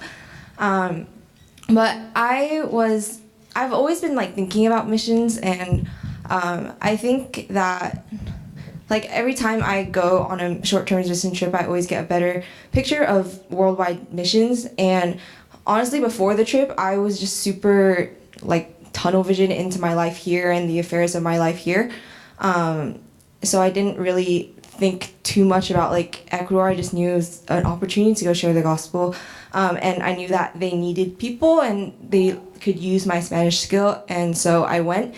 And it's really all God's sovereignty how it turned out, because I was in college and I just happened to come back for the weekend that the meeting was. And I showed up on a Sunday, and then Uncle Ed was like, "Oh, you want to go to Ecuador?" And I was like, "Sure." And then I went to the meeting, and then they're like, 1, 2, 3, 4, 5, 6. They're like, "This is exactly how many people we need to go to Ecuador. Like, sign the paper or there won't be a team." And so like we all like signed the paper. And then my parents were actually in China, so I was like home alone. And then they got back from China. I was like, "Guys, I'm going to Ecuador." And they're like, "What?" Yeah. So that's how I ended up on the team. It was God's sovereignty. Okay. So I guess I'll also talk about what I learned on the trip. And so like I mentioned before the trip, I was really, even though like on my college campus, there were like, I did evangelism there and like discipleship with a lot of the younger girls there. I was kind of unaware of like the need of missions. Like I knew it was a thing. I knew it was some people's calling. But then you go to an island like Muizni or a neighborhood like Pingumi, and the church there, it was really hard for me to leave Muizni because there's just such a need there. They're so under-equipped. I feel like here in America, if you are a teen and you're like curious about like, oh, how do I approach dating? Or like if you're a married couple and you're like, should Christian like marriage look like? You can just like Google, and there's so many resources. But if you go there, the youth, a lot of them like they don't even know how to like read their Bible, and it's hard to for them to be effective if no one's like training up leaders and like teaching them how to like walk with God, read the Bible, teach like and stuff like that. And so like if the point of my life is to share the gospel, I just like realized there's just such a huge need there. And so I think God really opened my eyes to the need for global missions, which I was previously just kind of like just in my own lane, worrying about my own life here in America and like what job I wanted to get and stuff like that. Difficulties or challenges. I think the most challenging thing for me was feeling like I wasn't able to change anything because there is, like I said, there's like such a need on the island of Muizi or in areas like Pingumi. And there's just so much like brokenness there because like we're so blessed and privileged here in America. I have a lot of non-Christian friends, but I never have really seen the tragic effects of sin play out in their life and like so much suffering. That is like so tangible and visible. But when I went to a place like Muizni, I just saw the brokenness. I was like, oh my goodness, like this is how sin has played itself out in this world. And there's just so much, brokenheartedness and suffering. And I don't even want to like provide for their physical needs. Like you just want to give them the gospel. You want to like give them salvation so they have hope for something in the next life. And so was that my challenge? Yeah, my challenge is feeling like I was incapable because in the last week, I just felt like I wanted to stay there forever and like commit my life to that, which I know that's like a very impulsive kind of like post-mission trip high. And so I think one of the reflections that I took away after the trip was thinking about Matthew 9, because a verse that really came true to me in that area, was Matthew 9 when Jesus like the harvest is plenty, but the laborers are few. That's what I really felt like, because there were just so many people who needed to hear the gospel there in Muizni, but it was just so under-resourced. Later in the verse it says, right, but pray to the God of the harvest that he will provide. And so, I think that's very humbling for me too, because when I see a problem, I want to like fix it. I want to, in my own capabilities, be able to solve it. But then I think, just Muizni and Ecuador and the need for the gospel there, like now that I'm physically not there, there's nothing I can do except for pray for it. But I think yeah, so that's the only like commitment that I've made to do that while I'm all the way in America. So those were the challenges of the trip. Okay, I'm gonna talk about other ministries that we had.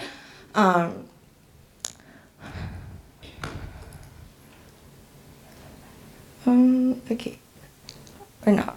So we had what like most people are doing here is they're either sharing their testimony or they are preaching. So it was really cool to see a lot of the younger guys step up and preach God's word, and we all shared things from like Matthew, parables in Matthew, which a lot of them echo just the need to go out and like share the gospel, and like Jesus, like my kingdom is coming, and also so because we were short on people, a lot of the locals shared their testimony, and I think it was just really encouraging to hear how God has worked through their life, because I think for a lot of us it's like it's really just God's sovereign grace and like putting us in a Christian family and like growing us up here, but it's also cool to see how God is glorified through the trials and suffering and just the brokenness of a lot of these people's lives.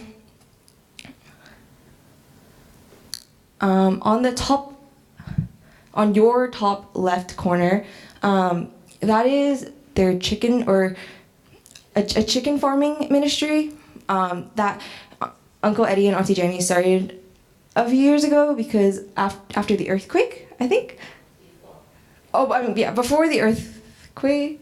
Okay, it's because a lot of the families didn't have a way to provide for themselves, and so Uncle Eddie and Auntie Jenny helped a lot of the families start their own business or way to sustain themselves, which is through the chicken farming. On the top right. So every night in the first week, we went out for ice cream, and that was just developing a really bad habit, because the second week when we didn't eat ice cream every week, I was like, I'm confused. Like, I'm not satisfied after dinner. Like, I need something sweet. But it was really cool though, because basically anyone who is in Weasley, a lot of the kids just like hang around the church even if they don't attend, and so because I knew that we would treat the whole, like everyone who's there to ice cream, just a lot of people who aren't even part of the church came out. And so it was in a way like ice cream outreach ministry, because then they're like, you got to meet a lot of the locals, if they're not Christian, if they're Christian, and they get to hear about the church, and maybe some of them stick around.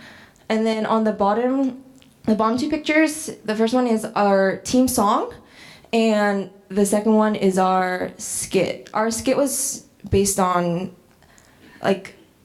Tim made it, and it was about like building your life on a firm foundation of Christ instead of what the world promises.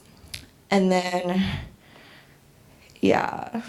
so that was our team song, was called De Gloria and Gloria, but our real team song is a song called Old Town Road, which I think it will come up in the next few slides. Okay, so I'm also going to talk about the fun things that we did in Ecuador. Maybe I'll just run through really briefly. So yeah, AG, his background is in radio, and so when he was in Ecuador, he did a radio ministry. So the first day we went there, and we just kind of spent like 15 minutes pretending we had our own podcast. And then we also, that picture is, we were in Quito and we were visiting this tower, and I think it was like 2 or 3 flights of stairs, but like those were the most tiring 2 or 3 flights of stairs in my life, because it was 9,000 feet elevation. And so like by the end I was like dragging my feet up. Okay, then there's 2 pictures of us visiting the equator. It was a really interesting tour. And then after the whole tour, Uncle Eddie was like, the whole thing is on YouTube too, so you can actually watch it. But it was, it was pretty interesting. And then is that our rest stop? Yeah. Okay, that's our rest stop, which was ice cream. And then we also made several stops for ceviche, because, Okay, more. Okay, so those were the taxis that we took from church, or like basically anywhere that we needed to get to on the island of Muizni. They're really fun. not that safe. And another thing happened was like we would be riding on them, and then these little kids who just like run on the street barefoot without a care in the world, like they just hop on, and then like hola, like, you know, and they just like start talking to us, and then after a minute they just drop off, they just jump off. And then those were our meals. They were really, really good. The first week I was kind of like cautious about what to eat, because it was just like all new to me. But then by the time I got comfortable with the food, like I'm pretty sure I gained a lot of weight the second week because we just ate so well.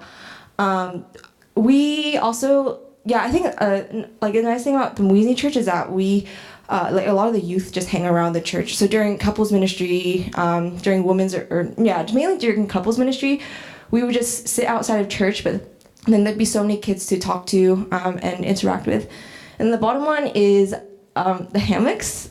So that was the last time we let Tiffany sit on a hammock, probably, because Tiffany had this thing of just like breaking everything that she touched. Yeah, and then that was the house that we lived in. On Muizni, we lived on a coconut farm, and then just like a 2-minute walk away, there was a beach. And so once we had a beach day, and it's crazy because Muizni is actually such a beautiful island. Like it could be a vacation resort, like if they wanted to turn it into that. But the reality of the island, just because of sin, is just a lot of poverty and suffering.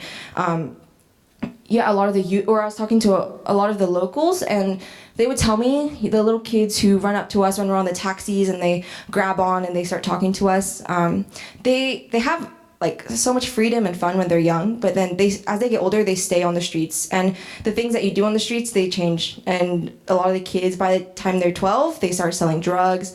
A lot of the women or young girls even, they will get pregnant, and one day will be single mothers. And so it's just, yeah, Muizni really touched my heart. Okay, this is our final slide of fun, I think. So the last day we went to a market, and we all got matching beanies. Even though I did not need a beanie, I think it was peer pressure, I got a beanie too. And then on the very right, we got Chinese food one night. And for me, I was actually I had a really bad stomach ache that night, and the Chinese food there should not be called Chinese food. It's like, I don't know what it is. I think that like made my stomach ache worse, but that like after the Chinese food, we went to go get ice cream, and it was like these magnificent like ice cream creations, and people were like, "Nah, Angie, like you shouldn't eat that. You're not feeling well." But I was like, "No, I'm gonna eat it anyways." And then like 20 minutes after eating that gigantic ice cream, my stomach ache went away. So we're all like, it was the ice cream. The ice cream healed me. Yeah. And then I think the middle picture is just our dinner, and then the very right bottom is the church held a karaoke night for us one night. It was pretty hype. Okay, sorry, there's one more slide. Okay, and then so, okay, that is Pastor Jose's house, which one day we just got a tour of his whole house, and Tiffany is sitting on a swing, which it looks like a normal swing, but actually it's like a swing that's at the edge of a hill, and then it just goes down from there. So when you swing, your feet are like 50 feet away from the ground. And then also in the middle pictures we went to an Ecuadorian park, and if I were a mother, I would never let my kids go to that park because it would just like is not safe at all. But it was really fun. It was nothing like I have ever seen in America. And then on the top right, yeah. So I turned 18 on the last day of the trip, and I was told that in Ecuador they like to smash your face into a cake. But I was kind of like, whatever, like. I think they like me. Like, I don't think they're gonna do that to me. And then as I was sitting there, like, people were tying my hair in a bun and like giving me towels, and I was like, oh, I guess it's happening. And then Auntie Jenny, she's like, Angie, I think you should just smash your own face into the cake so they don't have to do it for you. And I was like, nah, I don't want to look dumb. But then they're like, Angie, take a bite of the cake. And so I just took a bite of the cake, and before I knew it, they just like smashed my face in. And so I looked even more dumb. But it was really fun, and it was a good cake. And also that picture on the bottom right is on the second to last night, we went to different families for homestays, and that was one of the sweetest experiences, probably, getting to know the host family. And the mother that I stayed with, actually, she has 3 kids, and like she wants all of them to be missionaries. And yeah, I don't know, I think we all had very different experiences, but I mean, the mother who I stayed with just shared so much of how God, like what God was doing in her life and stuff like that, and so I was really encouraged by her. Oh, here's our real team song by Tim and Zach. They're actually singing into a mic, so the whole bus was listening to them sing.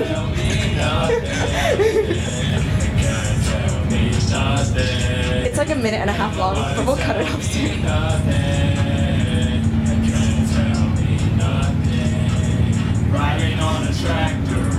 Okay. That's enough. Okay, so I think.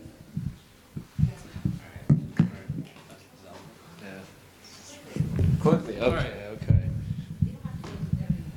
So, food was good. Food. Yeah, food. Love food. food. Actually, Tim was supposed to talk about this part, but he never recorded his section, so we got to fill in for him. Right. All right. Food. Okay. Food. That's ceviche.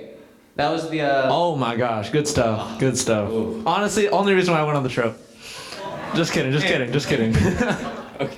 Yeah. Well, it's basically like what we had was like shrimp, and it was boiled in lime juice, I believe, and so it had to really boiled, cooked in lime juice, and yeah, so that gives it a really unique and delicious flavor. There's a ton of fruits there that we don't have here. That they're like, there's so many that a lot of them don't have like translations. So Yeah, we'd be like, hey, what kind of juice is this? It'll be like something in Spanish. We're like, what's that in English? And they're like, well, I don't know. And then we asked AG, because, he's been there, he's been here. What's that in English? He's like, oh, we don't have that in America. Oh, okay, got it. right. Let's see. What is that? Soup. That is soup. We had lots of soup. I think it's a cultural thing. Before every lunch, right? Before every lunch, you'd have like just a bowl of soup, and so lots of soup. Juice. Yeah, basically like all the fruits all the different types of fruits they had, they would make juices out of them, and so we got the opportunity to try a ton of new fruit juices. Seafood. So this is moisne, I believe. Yeah. There's a lot of seafood there because they're on an island, so seafood is really easy to access there. There's a lot of shrimp, a lot of fish, that kind of thing. So we had a lot of shrimp that first week. Let's see, and potatoes, and Plantains. plantains. Right. So in Ecuador they have this thing called a plantain. It's like a banana, but it's not a banana. Think about a banana and a potato and you cross them together. Right. That's what it is. So you have to cook it. That's what this thing is here. That's plantain. They got some bread with lots of butter. Lots of butter. Lots of butter. Right. It's really good. More shrimp. It's really good, but really unhealthy. Oh yeah. Oh yeah. And speaking of which, Ecuadorians, they love their salt. Oh my gosh. They literally- put ketchup on everything. Yeah, it's Literally I everything. thought Angie was bad when it came to ketchup. Ooh. They'll put ketchup on. You put ketchup on the table, you put food on the table, they're going together. Doesn't matter. Dude, I don't think they know about barbecue sauce. Yeah, I don't understand. Like, they don't understand barbecue sauces, and we didn't get it. We're like, we can start our own import business where we import like barbecue sauce. Anyways, Lots of moving sugar, on. lots of salt. They saturate everything. Anyway, right. Lots of ice cream. They have. Right. I believe that's like the. Tons of great flavors. Right. A ton of new flavors that we don't have here. This Shrimp. was my More favorite shrimp. meal. Shrimp, a little bit of ensalada, salad. And rice. Their rice is nowhere near as good as ours. Trust me on that one. Really? No, I didn't like the rice. I like the rice. Okay, continue. Okay, so this is the food in the second week, which was, on top. It was actually a lot closer to ours. We had like chicken and like potatoes and rice and cuy, which is guinea pig, which is not what we have That's here. the top right corner. Yeah. That's Where's the laser thing? Is that this? I don't know. Whatever. it's guinea pig. Yeah, it's guinea pig. It's guinea So, honestly, guinea pig is just tastier, juicier chicken. Yeah. It's pretty much what it is. Really good, actually. Might have just been the amount of oil and stuff. Yeah, that too. Also, like everything just tasted good. Was like borderline unhealthy or unhealthy. Sandwiches. Like all those sandwiches were so good. Oh, so on our last day, we went to this pie shop, and it was this hot slice of pie with ice cream. That was like the best slice of pie I've had in my whole life. It was so good. And the sandwich was great too. And then they had these bizcochas, which have like no flavor, but they just are really good. And you don't know why, but you just keep wanting to eat them. So indicates a lot of butter in MSG. So yeah, the food is really good. Yeah, I actually wasn't too high for the food going into it, but then coming out, I was like, man, that was some good food. Although, one of the days, Tim heard someone say double tracción, and so they were talking about like a four-wheeler car, like, all-wheel drive, and so Tim heard double, and he started thinking about double doubles, and all we were talking about was like In-N-Out for so long, and then we got back to California, the first thing we did was we went in In-N-Out, and then me and Tim got sick afterwards, so that was a lot of fun. I ate 2 double doubles. Yeah, good times. Double. Yeah, and I had a 4x4. Yeah, good times. All right, moving along. All right. Yes.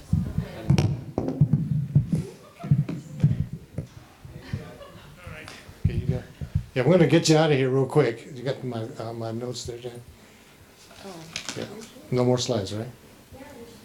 There's 3 slides left? Okay. Well, there's our team. Okay, I want to talk about opportunities going forward. Now, we've been going here 19 years, and we see the church now reaching out into their own community.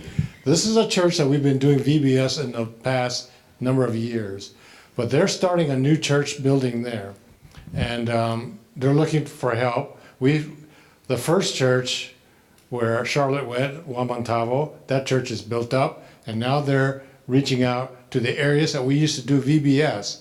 There's enough people there to establish a new work. And so they've started building, but it has been stalled now for lack of funding. They're just trusting God. So that's one. Okay. Pingomi is the valley that watched a lot of the other church went here about 20 years ago, and they did an outreach program, but they never followed up. So they feel that there's a whole generation of kids lost without follow-up. But now this time around, we're doing VBS there. It's been about 3-4 years now we've been doing VBS. But they want to establish a church here, and there's some property given over to this place, donated. And they're looking to build a church also. So again, we have opportunity as a church to participate in that. And we're just praying that God will open doors for us to do that. All right, and so going back to what Joyce and Pastor Adrian did, and we're looking to our Chinese department to help us out because, we are my Chinese is not that good. The need is there so great. Actually, the way it really is with what's going on in China, it's easier to reach Chinese in Ecuador than it is to reach Chinese in China because they're open. They're not restricted. They don't feel like the government is watching over who they're talking to. So really, there's a tremendous opportunity to go back to Guayaquil. Now, this church used to send a team to Ecuador from the Cantonese department because of the first year we went, first 2 years, we used to meet in Quito at a Chinese church with Pastor Chan. But that church no longer exists. Now there's another tremendous opportunity down here. You talk about using your language skills, Angie. Ecuador and Guayaquil, you who speak Mandarin and Cantonese, this is a real opportunity because God has brought them, the nations, to Ecuador and they can be reached. Actually, the island that we're at, the government felt it was necessary to build a land bridge because the tsunamis that are occurring around the world, when Indonesia had its big tsunami 5-6 years ago, the government pretty much felt obligated, unless they do something, that whole island can be wiped out in one fell swoop on a tsunami. So they decided to build a land bridge. So they did. Who built this land bridge? China. The Chinese built it. Yes. So the Chinese, the government, Xi Jinping, they're with all this trade tariffs that we're having, China's no dummy. They're looking to invest in other countries so that they don't rely on America trade so much. They need, in case things really get bad. Ecuador, Africa, South America are these countries that China is investing heavily. So what the government has done in Ecuador, if you are a national Chinese, you can go live in Ecuador without any visa, without any obligation. As a matter of fact, when we went to the airport for the first time when we landed on our April trip, they asked us, the officials, how much cash are we carrying? They never asked us how much cash are we carrying in the past. And so we told them we had quite a bit of money because we had to pay for everything. But we later found out the reason why they asked is because there's so many Chinese from China. They don't know who we are. They asked us, let's open your suitcase. Let's see what you have, what you have. So I opened my suitcase, and there it is. I had a systematic theology book. I had my Bible. We had our outline. We showed them our outline. We're teaching Bible study. And they looked at us as, oh. And we didn't speak Chinese, right? So you guys are a different animal. So they let us go. So, but there are so many Chinese in Ecuador from the mainland that I would say at 6 square city blocks, like Joyce was saying, 90% of the businesses are all Chinese. So you would feel right at home being there. And the food is really good too, right? We ate in a Chinese restaurant. We had a duck, roast duck, and it was pretty good. So unfortunately, we didn't take Angie there, so so get some real Chinese food. So this church has, by faith over the years, found ourselves in the opportunities to do a lot of good, and I hope that we will continue that. And so just pray for new leaders for the Ecuador team, and I think that God can continue to do a lot. We thank the parents and family members here that allowed your kids to come, and I would consider that almost everyone here, whether you're in the Chinese department, English department, young, old. I mean, I'm not young. I'm no spring chicken, but I still do what I can. I think we all can have a part in it. And it'll be a tremendous time fellowshipping, working together. You see how much fun we have. You see how much ice cream we eat. You see all the good food. That's minor to compare what God is doing. It's like what Tiffany says, being obedient. God, just asking God, is this something I can do? Is this within my ability? Many of them, because it was the first time, they were concerned about the food, the temperature, the mosquitoes, the bathrooms, and yet malaria. I mean, they're just really concerned about these things. We said, just trust God and go. And that's what it takes sometimes. So I encourage you to do that. All right? Is that it? One more.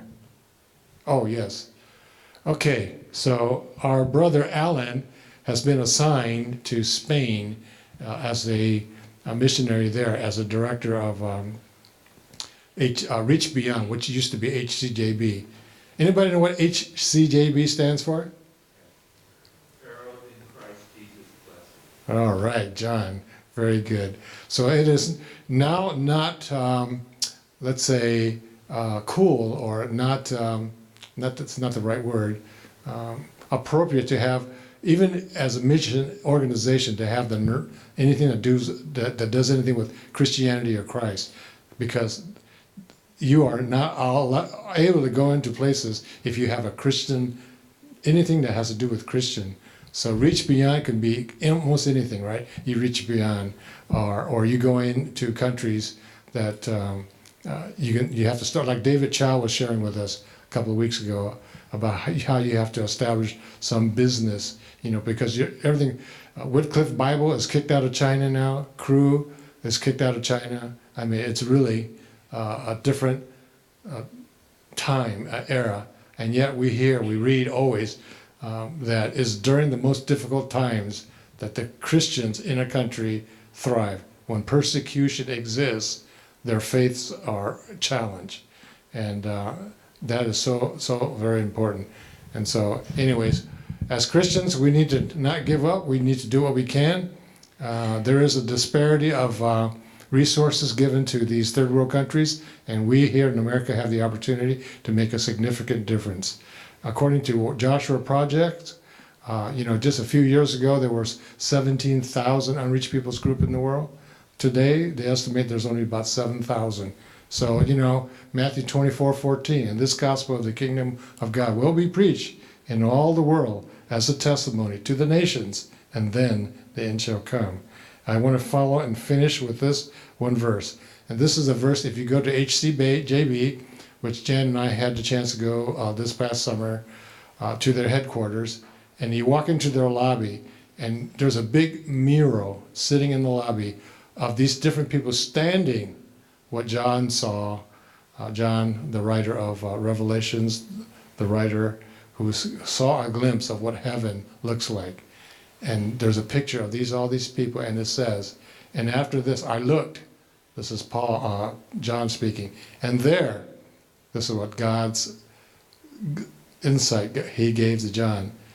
Before me was a great multitude that no one can count, from every nation, every tribe, every people, language, standing before the throne and before the Lamb.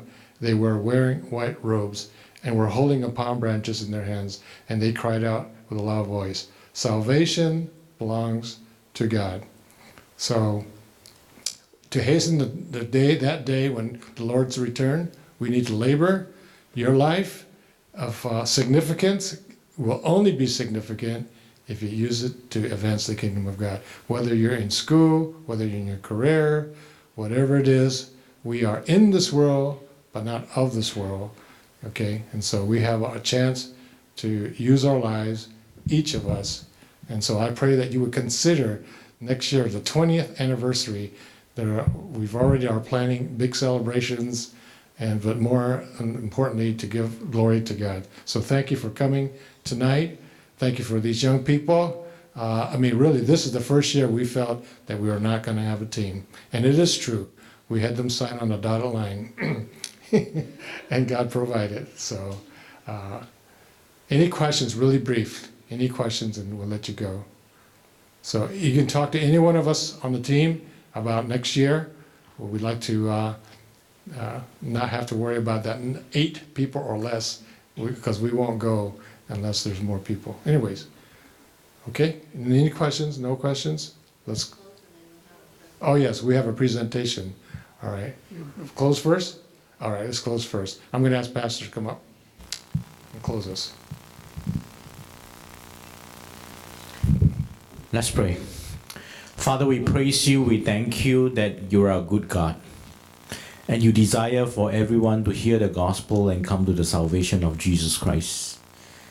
And we know that, God, we each, as a believer and even as a church, we have a role and a part to do so.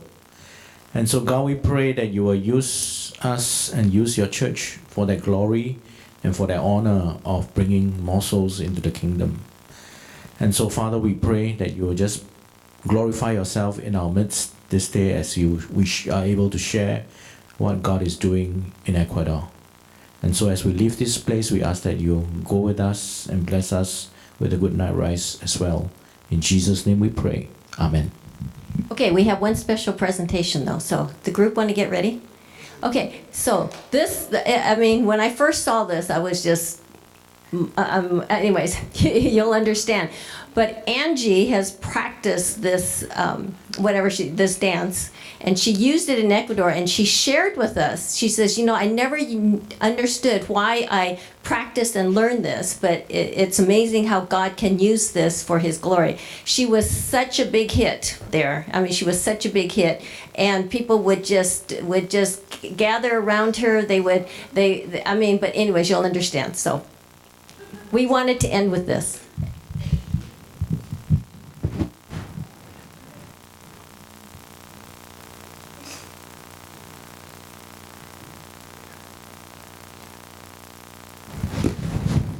Lucas, pasame esa tuerca, a ver. Toma, Viper, acá